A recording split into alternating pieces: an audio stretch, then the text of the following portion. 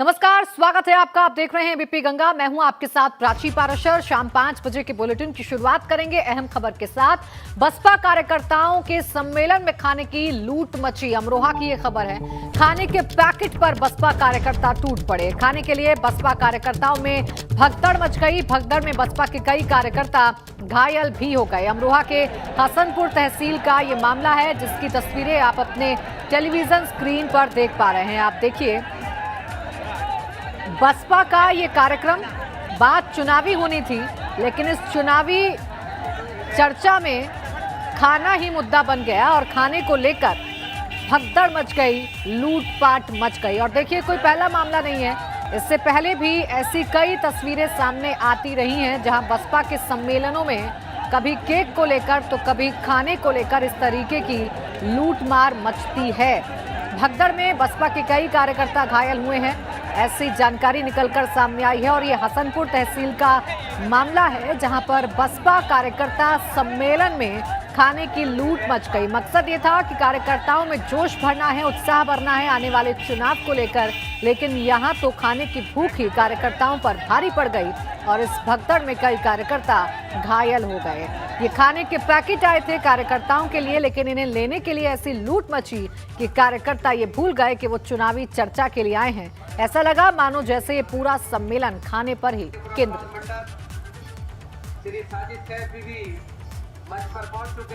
दो तस्वीरें हम आपको दिखा रहे हैं। देखिए, पहली तस्वीर है उस सम्मेलन की जो वास्तव में चुनावी चर्चा के लिए किया गया था, लेकिन दूसरी तस्वीर असल उत्साह बता रही है कार्यकर्ताओं का कि उनका जो उत्साह है वो किस कदर है कि वो खाने के पैकेट को भी नहीं छोड़ना चाहते हैं और खाने के पैकेट को लेकर आपस में ही लूटमार करने में बिजी हो गए कार्यकर्ता।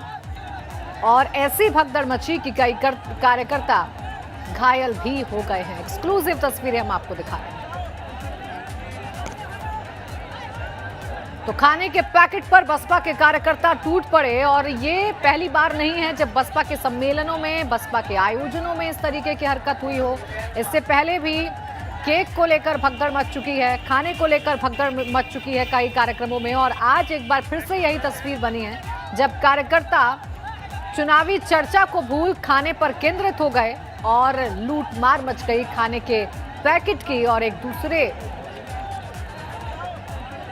पर चढ़ने की कोशिश करने लगे। और अब आगे बढ़ेंगे। दिवाली से पहले अयोध्या आएंगे दिल्ली के सीएम, ऐसी जानकारी मिल रही है। 26 अक्टूबर को अयोध्या आएंगे अरविंद केजरीवाल। अयोध्या में रामलला के दर्शन करेंगे सीएम केजरीवाल। तो ये अहम खबर आपको बता रहे हैं। अयोध्या पहुंचेंगे दिवाली से पहले अरविंद केजरीवाल, अहम खबर आपको बता दें। और दिवाली से पहले अयोध्या आकर रामलला के दर्शन करेंगे दिल्ली के सीएम अरविंद केजरीवाल। देखिए, इस बार आम आदमी पार्टी भी पूरी जोर शोर के साथ, दमखम के साथ उत्तर प्रदेश के विधानसभा चुनाव में जोर आजमाइश कर रही है और इन चुनावों में उतर रही है। और इसी कड़ी में अब अयोध्या आएंगे अरविंद केजरीवाल। और अगली बड़ी खबर मेरठ से, जहां किठौर पहुंचे एआईएमआईएम अध्यक्ष असदुद्दीन ओवैसी। एआईएमआईएम पार्षद जुबैर के परिजनों से मुलाकात की है। अतीक अहमद के बेटे और पत्नी भी ओवैसी के साथ थे। सपा बसपा को वोट देने से इनकलाब नहीं आएगा, ये ओवैसी ने कहा। 2022 में सपा को वोट देने की गलती ना करें मुसलमान। 37% मुसलमानों का एनकाउंटर हुआ, ये ओवैसी ने कहा। तो देखिए, ओवैसी मेरठ के किठौर विधानसभा पहुंचे और किठौर में उन्होंने सीधे तौर पर समाजवादी पार्टी और बसपा पर निशाना साधा और कहा मुसलमान समाजवादी पार्टी को वोट देने की भूल ना करें, क्योंकि समाजवादी पार्टी को वोट देने से कोई इनकलाब नहीं आने वाला है। उधर कांग्रेस महासचिव प्रियंका गांधी अपने अंदाज में यूपी का चुनावी अभियान अब आगे बढ़ाती हुई नजर आ रही हैं। आज प्रियंका गांधी ने बाराबंकी से प्रतिज्ञा यात्रा की शुरुआत की और बाराबंकी जाते हुए प्रियंका गांधी खेतों में गईं और वहां मौजूद महिलाओं से मुलाकात की। महिलाओं ने प्रियंका गांधी को रोटी साग खिलाया। इसके बाद बाराबंकी में प्रियंका गांधी ने प्रतिज्ञा यात्रा को हरी झंडी दिखाकर रवाना किया।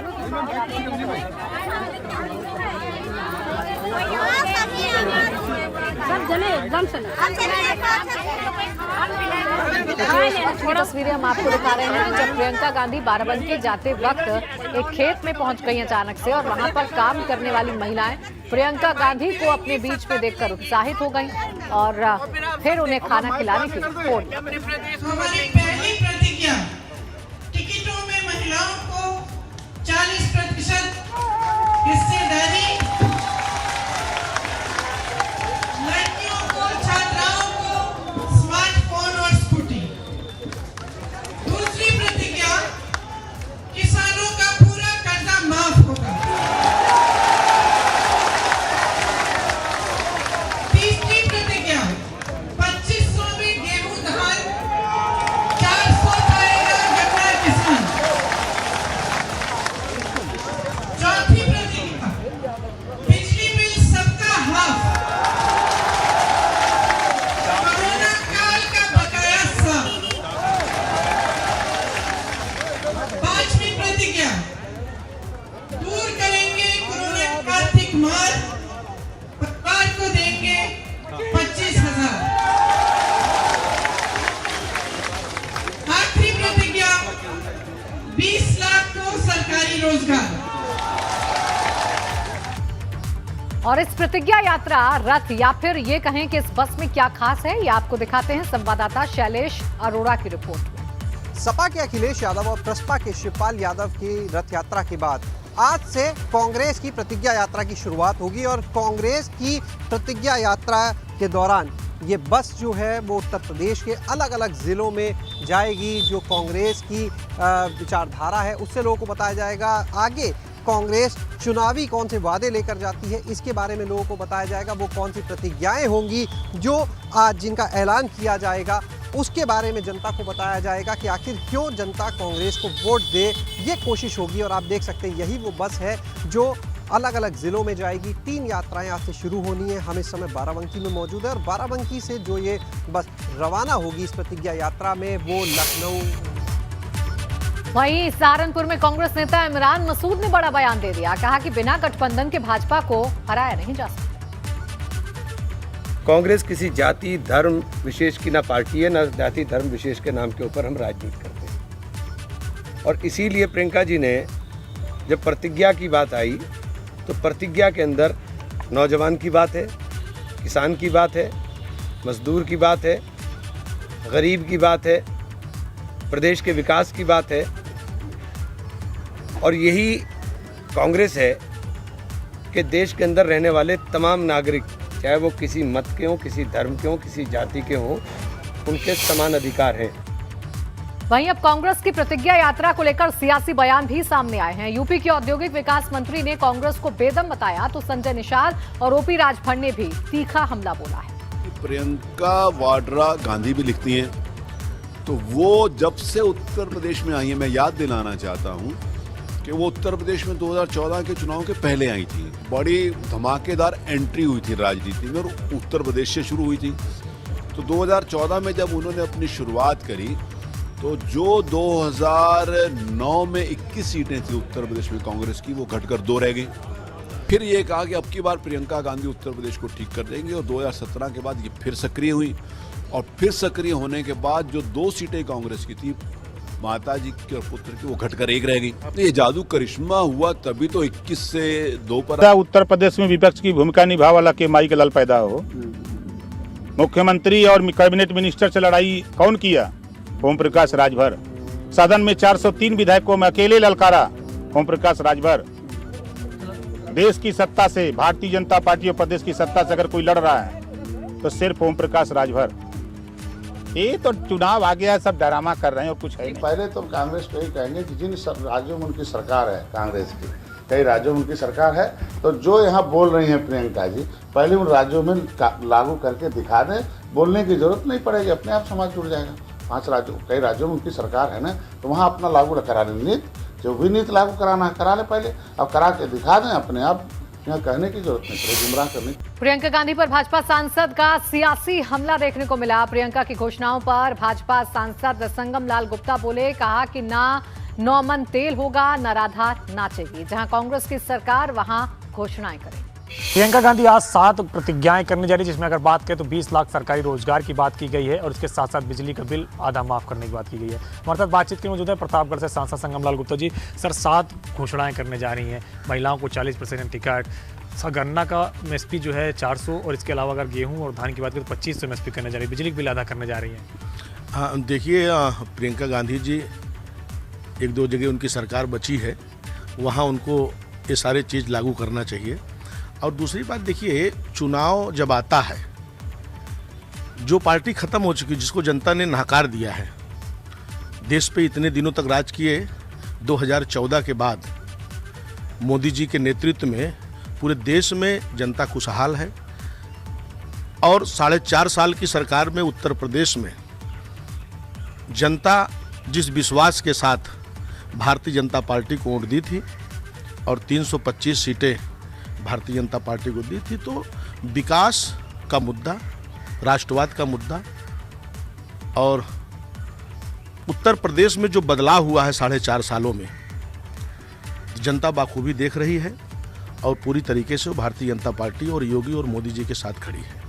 और दोबारा हम 350 सीट जीतकर उत्तर प्रदेश में सरकार पूर्ण बहुमत से बनाएंगे। कांग्रेस पार्टी के कई नेता सपा के साथ गठबंधन की बात कह रहे हैं और कल प्रियंका गांधी की तस्वीर अखिलेश यादव के साथ वायरल हुई है विमान में, क्या कहेंगे? देखिए, इसके पहले भी चुनाव में गठबंधन हो चुका है और 2019 में भी और उसके पहले के भी चुनाव में सारी पार्टियां एक साथ चुनाव लड़कर उत्तर प्रदेश में और देश में देख चुकी है। और उसके बाद जब जनता ने उनको बहुमत नहीं दिया है तो अब उनके दल में कोई रह ही नहीं गया है, सारे लोग तो वहाँ से छोड़ के चले गए हैं। अब उनके पास कोई मुद्दा बचा नहीं है। और रही बात लोक लुभावन बातें, तो हर पार्टी चुनाव जब आता है तो इस तरीके से लोक लुभावने बात करती है, मगर जनता हकीकत को सब जानती है। शुक्रिया से बातचीत करेंगे संगम लाल गुप्ता, जिनका कहना है कि लोक लुभावन वादे से कुछ नहीं होगा, कांग्रेस पार्टी खत्म हो चुकी है और उनका जनाधार खोता जा रहा है, इसलिए लोक लुभावन वादे अब किए जा रहे हैं। बड़ी खबर, 2 दिवसीय दौरे पर वाराणसी पहुंच गए हैं सीएम योगी। पीएम के दौरे को लेकर सभा स्थल का निरीक्षण किया है उन्होंने। पीएम के दौरे को लेकर समीक्षा बैठक भी करेंगे सीएम। कुछ ही देर में सर्किट हाउस में बैठक लेंगे।